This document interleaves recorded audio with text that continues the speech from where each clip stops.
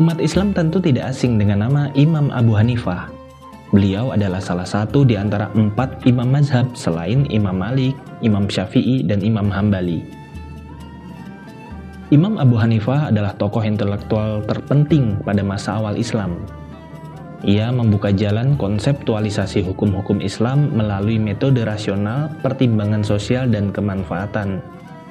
Peletak dasar mazhab Hanafi ini lahir di Kufah, sebuah wilayah di Irak bagian selatan.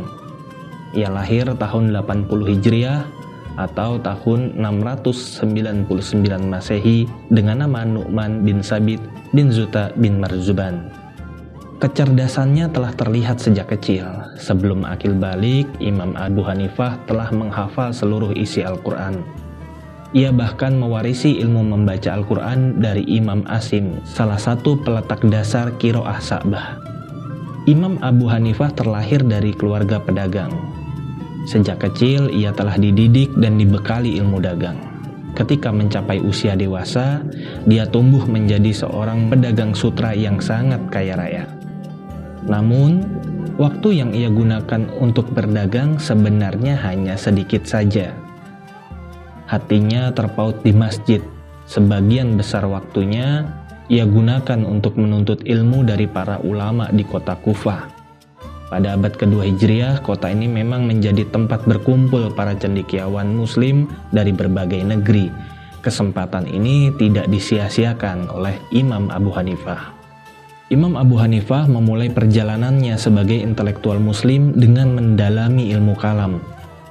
Dengan cepat, dia tampil menonjol di bidang ini.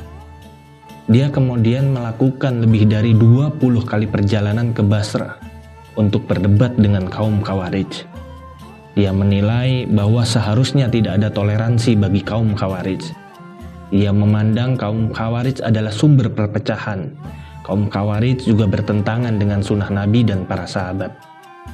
Karena perselisihannya dengan kaum Khawarij, Imam Abu Hanifah sangat dihormati di seluruh Kufah.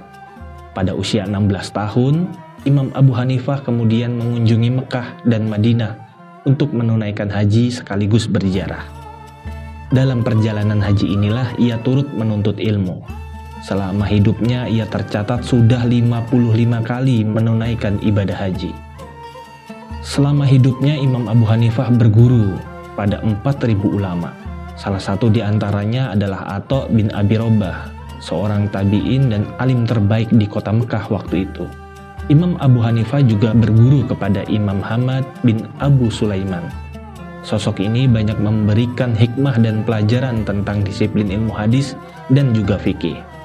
Sepeninggal Imam Hamad bin Abu Sulaiman, Imam Abu Hanifah dipercaya untuk menggantikannya sebagai pengajar utama di Kufah dalam bidang ilmu hadis dan fikih.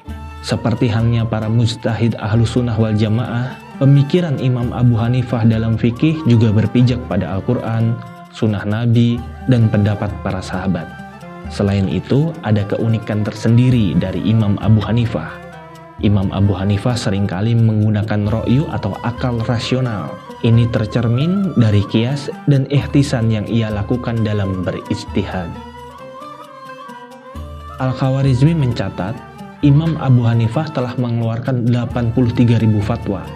Sebanyak 38.000 diantaranya berkaitan dengan hukum syariat. Sisanya soal hukum dagang, fikih ibadah, dan muamalah di luar perdagangan. Sepanjang 70 tahun masa hidupnya, Imam Abu Hanifah tidak secara langsung menuangkan fatwa dan pemikirannya dalam bentuk kitab. Fatwa-fatwa dan pemikiran Imam Abu Hanifah dicatat oleh murid-muridnya. Melalui goresan tangan merekalah fatwa dan pemikiran Imam Abu Hanifah terus dipelajari dan meluas ke berbagai negeri.